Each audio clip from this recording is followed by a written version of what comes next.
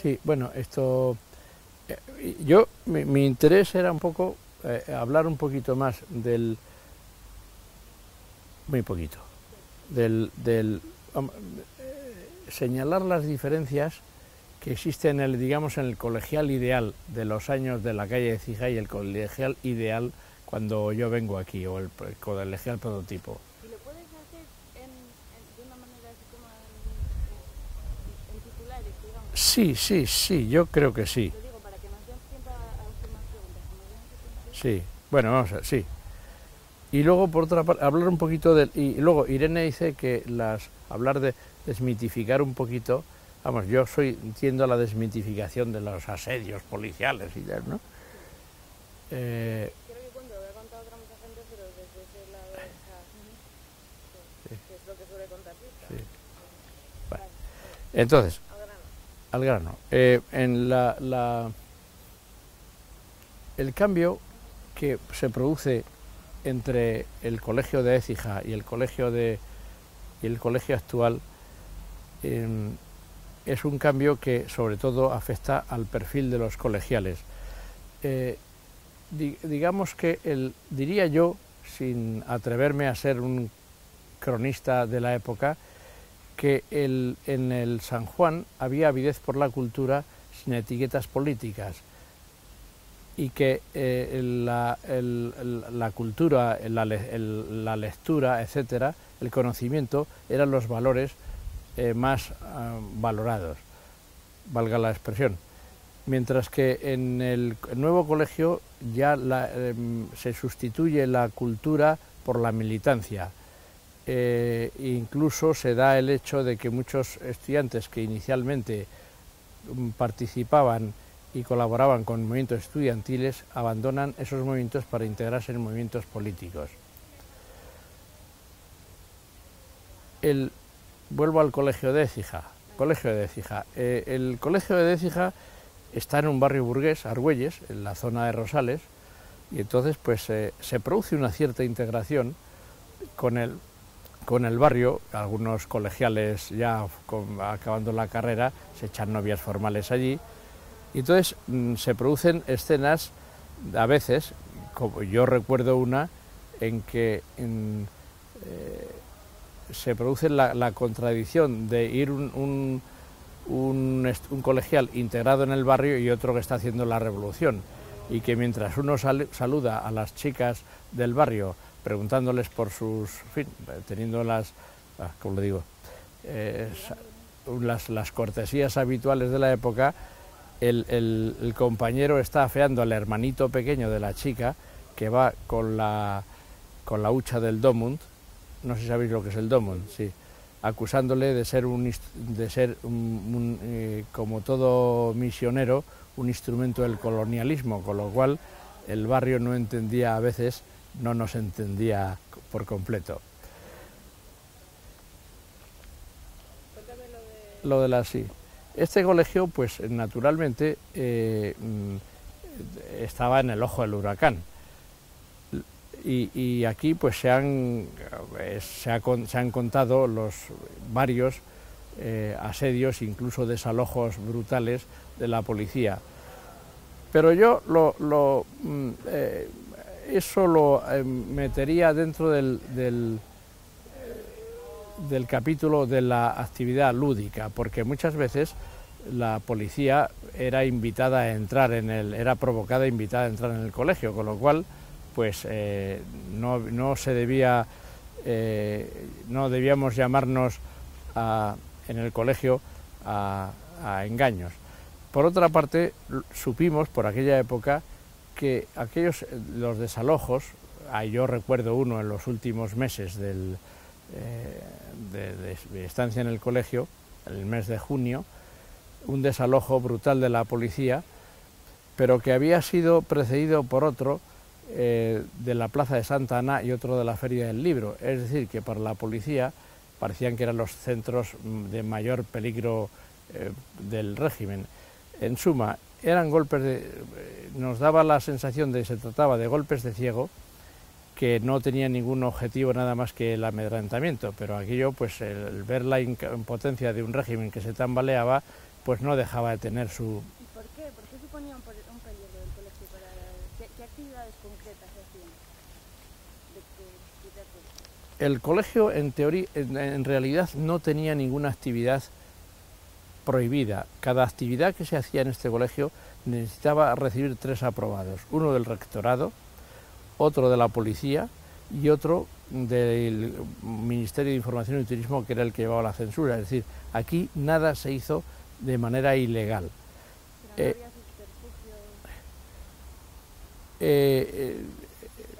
no había pero simplemente aquí se sabía, por aquí pasó en todo momento gente que no tenía toda la canción protesta, la nova cançó catalana, pasaron... Quiero recordar aquí que el cantante portugués José Afonso canta aquí la canción Grandola Vila Morena, que serviría de clave 3 días más tarde en Portugal para iniciar la revolución de los claveles. Aquí vinieron naturalmente, la revolución de los claveles se produce en abril del 1974, es decir, todavía vive Franco y aquello Portugal se ve como una mala imagen para el régimen español, porque entonces aquí durante un tiempo vienen los mejores cantantes y los más activistas de la canción protesta portuguesa, el mismo José Alfonso, que volvería varias veces, Luis Cilía, Sergio Godiño. Aquí vienen también grupos a los que allí por donde van les arrojan claveles en recuerdo de la revolución de los claveles. Es decir que aquí entre otras interpretaciones se está haciendo una exégesis y una alabanza de la revolución de Portugal, un año antes de la muerte del dictador. Y luego además pues el carácter especial del jefe de superior de policía, que debía tener ciertas obsesiones. Pero hay una actividad aquí que no se ha señalado porque era más minoritaria, pero en este colegio hay una serie de conferencias y de tertulias, no muy multitudinarias, pero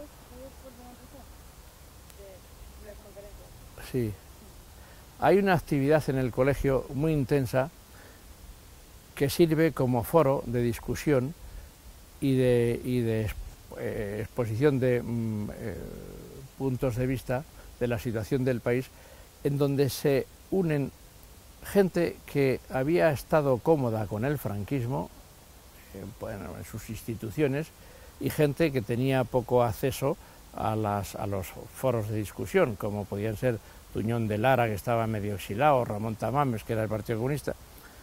Entonces aquí se discuten, y aquí además se empieza a ver cómo gente que había vivido con el franquismo ve que está llamado a terminarse, a no tardar, y entonces empieza a exhibir sus posiciones, y de hecho existen, y según acuña la prensa de la época, 2 posiciones del establishment, los que llaman el búnker, que tratan de que nada cambie, y donde cada uno asignaba los grupos económicos que quería en esa posición, pero por ejemplo había unanimidad en considerar que la banca estaba en el búnker, y en la apertura, que eran los que querían que esto debía cambiar, y ahí donde podían estar, por ejemplo, pues los grupos industriales, y los que el abrirse a la democracia y a Europa también, pues les hubiera sido bueno para sus negocios. Tú eres el que me decía, Braulio, que a la gente que podía haber tenido un pasado próximo al franquismo, pero que querían más apertura a partir de ahora, el pasar por el Johnny era un poco de lavado de cara y servía para posicionarse de otra manera. No exactamente eso. No puedo decir que hubiera gente que tuviera esa pretensión, pero es cierto que ocurrió. Por ejemplo, al Johnny vinieron algunos... ¿Podrías introducirte la pregunta? En plan, Sí. El Johnny, el San Juan, sirvió para dar marchamo democrático a muchos partidos que vinieron a fundarse en nuestro salón de actos, como por ejemplo la Democracia Cristiana, que estaba liderada por un antiguo ministro de Franco. Es decir, que el San Juan daba esa marca de democracia a todo el que pasaba por aquí. ¿Ya lo llamabais el Johnny? Sí, pero son las novatadas. ¿Cuándo empezó a llamar? En las novatadas varía, entonces el Johnny no tiene pilila, los van sacando por aquí, pero no sé si es común, así, no lo recuerdo tan general. Se usa, pero yo creo que yo siempre hablo de San Juan, sí.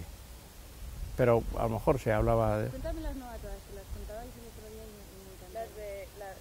Cuenta las de la calle Fija, que eran muy graciosas, como lo del castillo, la noche que llegó un opositor y montaste ahí. O lo del tío que se ponía a hacer como que vomitaba desde arriba cuando venía el sí. padre. Eso es como una de las historias que me contaba mi padre para dormir, ¿no? Sí. El colegio tenía sus novatadas, pero se trató de que fueran de alguna manera, y pongámoslo entre comillas, refinadas. Por ejemplo, producir mala impresión a los nuevos colegiales y sus familias. Allí, el colegio, el San Juan de la calle de Cija, tenía siempre varios colegiales becados de la ONCE, es decir, ciegos muy limitados, que tenían su manera de moverse y desplazarse. Como nos era tan familiar su forma de desplazarse, fue muy fácil imitarles, de manera que donde había 3 ciegos apareciera una ristra de 10, 12 o 15. Lo mismo pasaba, se formaron otros grupos que simulaban padecer poliomielitis, con lo cual se dio el caso de que algún colegial fue retirado del colegio por su familia por tener dudas de con quién podía jugar y hacer deporte.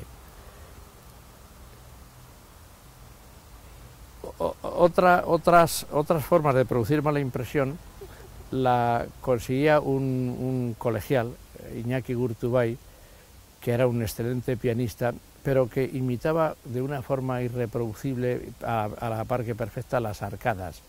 De manera que una arcada sonando en lo alto del edificio por la noche, de las últimas ventanas, y una botellita de agua soltando agua, pues daba la impresión perfecta de ser una vomitona continuada, y con lo cual, pues hecho delante de las visitas y de los padres de los colegiales o todos los que venían nuevos, pues produjo retiradas de los colegiales. ¿Y por qué queríais que fuera? Pues bueno, no, era una broma, éramos jóvenes. Hubo un caso que eso me correspondió a mí. En mi habitación nos mandaron un colegial nuevo que venía a estudiar. Nosotros teníamos un curso que había que estudiar muchísimo. Un momento, Irene, vete. Porque quiero que me la cuentes tú también. Porque como tú la sabes, y si oyes a tu padre ahora, pues se desvirtúa. Claro. ¿Cómo? Que no quiere que se desvirtúe la historia cuando la cuentes tú. No, o sea, quiero que... Ya la conozco. Pero quiero que me la... Me da igual. Que se la cuentes tú y hacer algo. Sí. No, pero a lo mejor tienen dos Sí. de contarla y tal. No te preocupes, que yo se la voy a contar. ¿Le puedes pedir un mensaje a Chemari de mi parte? ¿Y dónde está? Hola. ¿Dónde Hola, está Chemari? No te preocupes que yo la contaré a mí. Sí. ¿Dónde está Chemari? ¿Está ahí? Ahí. Yo tenía una habitación para 3. Y acabamos 2 de la habitación, acabamos de superar el curso de iniciación, que era el curso en el que había que estudiar necesariamente o cambiar de carrera, porque era selectivo y porque solía ser muy duro. El año siguiente de haber superado esta prueba nos envían a un colegial nuevo para que comparta con nosotros la habitación. Este viene a estudiar y a comerse los libros, pero cuando llega algunos días antes que yo al colegio, y cuando dice que va a estar en mi habitación, pues la gente empieza a hacer signos de alarma, como diciendo, menuda, ¿dónde te has metido? Entonces, cuando yo llego, me advierten de los prolegómenos, de que este chico estaba un poquito asustado de si iba a poder estudiar o no. Con lo cual, organizamos una gran timba en mi habitación, como si fuera la cosa más habitual del mundo, es decir, cartas, todo tipo de juegos. Luzuriaga viene con 4 tableros de ajedrez en cada lado para jugarla simultánea, pero todo esto dando la sensación de que eso era a diario, esa habitación funcionaba así a diario, con lo cual el chico... ¿sí? ¿Cuántas horas estáis haciendo eso? Bueno, estaríamos hasta las 4 o 5 de la mañana, fue suficiente porque el muchacho se marchó ese mismo día, sus padres lo retiraron, le aclaramos que era una broma, pero sus padres no creyeron otra versión que la que el chico les daba, pero lo cierto es que a raíz de ello tuve varias solicitudes, entre ellas la del médico del colegio, que tenía un sobrino sin plaza, y a ver si le podíamos hacer, vía una novatada, si le podíamos encontrar hueco para el sobrino, que se lo encontramos, no me acuerdo con qué. Oye, ¿qué era aquello de las comisiones sexológicas? Comisión sexológica, ¿cómo era aquello? Una cosa de que se iba con una chica y 2 con una libreta, de habitación por habitación. Eso es de este colegio, Pero cuéntamelo, por favor. este colegio. Sí, Me acabo de acordar, querías contar lo de los test. sí. O sea, este colegio, la forma de movilización y de organización colectiva tiene 2 instrumentos. Uno es la asamblea, cosa que es común a la universidad, pero aquí con todo se hace una asamblea. De hecho, nuestro primer encuentro con los colegiales para presentarnos como dirección se convierte en asamblea y en 5 minutos la asamblea decide tildarnos de autoritarios y abandonarnos. Pero gran número de actividades se determinan a través de asambleas. El otro es la encuesta. La encuesta, todo es objeto de encuesta. Por ejemplo, este colegio no tiene televisión y se propone todos los años si debe haber una televisión en algún lado del colegio para poder ver noticias, etcétera. La encuesta, que se hace mediante un procedimiento heredado de la cultura de la Revolución China, los dacibaos, que eran unos panfletos que se ponían en la pared donde la gente escribía sus propuestas. Entonces aquí, cuando se hablaba de temas como la televisión, pues siempre salía el mismo cuestionario, las mismas respuestas, que si la televisión era un órgano de represión ideológica, etcétera, etcétera, con lo cual siempre salía que no. Digamos que la encuesta, el recuento de votos no era muy estricto, pero solía reflejar el estado de opinión del colegio. No tenía ningún rigor, eran 4 opiniones. Entonces, hubo aquí un movimiento, había un grupo de colegiales que pensamos que era la célula trotskista, que además tenía inquietudes sexológicas, de manera que una noche pues hicieron un test, una encuesta, que consistía en que una chica que estaba todo el día en el colegio, debía ser amiga suya, pues fue suponemos entre 3 y 4 de la mañana, habitación por habitación, pidiendo, pues, haciendo propuestas que podíamos llamar deshonestas. Del resultado era reflejado en el panfleto que recogía este tipo de encuestas a la mañana siguiente, y según la cual todos los colegiales encuestados rehusaron la invitación. Unos porque decía que la hora no era conveniente, otro porque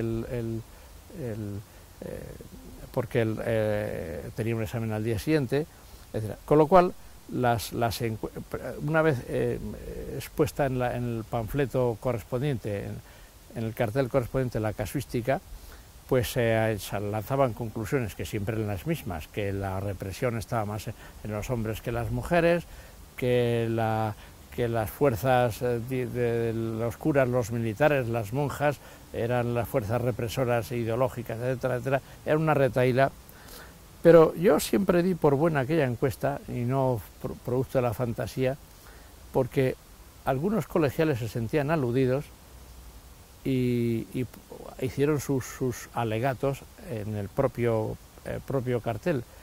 Uno de ellos decía que es que la chica venía con tres amigos detrás, que debían ser los encuestadores, pero parece que aquello se tomaba como justificante para en fin, se consideraba como un elemento disuasorio.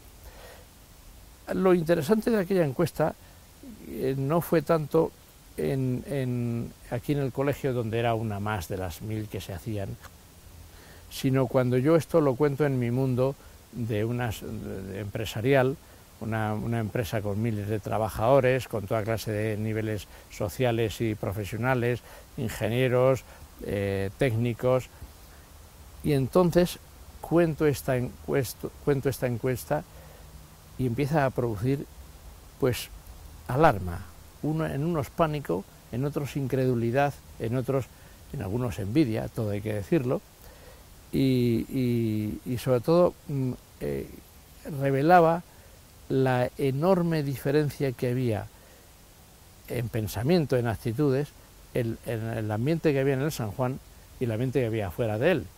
Este ambiente luego, esta diferencia se diluiría en años posteriores, pero en aquel momento, año 75, era algo que costaba trabajo creer que existiera tales diferencias entre este colegio y el mundo exterior. ¿Qué más quieres contar? Pues yo creo que no mucho más. Cuéntanos de Paco Carbajo y todos estos inicios en el Flamenco. Eso ocurre antes de llegar yo. Paco Carbajo es uno de los... cuando se van los salesianos, la caja de Ronda está muy preocupada porque no tiene experiencia en colegios mayores y habían puesto toda su confianza en los salesianos, y los salesianos se van porque son incapaces de controlar el colegio. Incluso de alguna manera la orden se disuelve por esta vía, porque varios de ellos se exclaustran, total, que deciden dejar esto, y entonces el patronato, Coveta, nos propone a Sagredo, Paco Carbajo y a mí como subdirectores. Y a un salesiano que no fue compatible con nosotros por ideas y por todo, e incompatible de todo punto con los colegiales, y ese se marchó a los pocos meses. Carbajo es un gran conocedor del flamenco. Aquí se crearía una editorial de flamenco que se llama Demófilo. Demófilo es el seudónimo que utiliza el padre de los Machado como recopilador de los cancioneros de flamenco. Aquí se harán, el flamenco ya entonces tiene bastante vida, pero y a pesar de además de las actuaciones de los artistas, pues hay tertulias. Aquí se hará la editorial Demófilo editará varios discos, una biografía de Pepe el de la Matrona, que además los días que venía por aquí nos tenía entretenidísimos a las tantas de la mañana contándonos Sevilla y Cádiz de su tiempo y el mundo de la farándula y del flamenco que existía en aquella época. La introducción yo no estoy en ese momento en el colegio, pero la introducción del flamenco en el colegio se debe a la iniciativa que toman Carbajo, Raya y un colegial muy conocido posteriormente en Sevilla, José Luis Ortiz Nuevo, que se van a visitar a los cantantes flamencos de un tablao flamenco. Los tablaos flamencos son lugares pues un tanto exclusivos porque son caros. y por tanto el acceder al flamenco es una cosa imposible para el nivel medio de los estudiantes. Entonces ellos van al tablao Zambra a hablar con el cuadro flamenco de allí y a explicarles que ellos tienen que venir a la universidad a cantar para otra gente.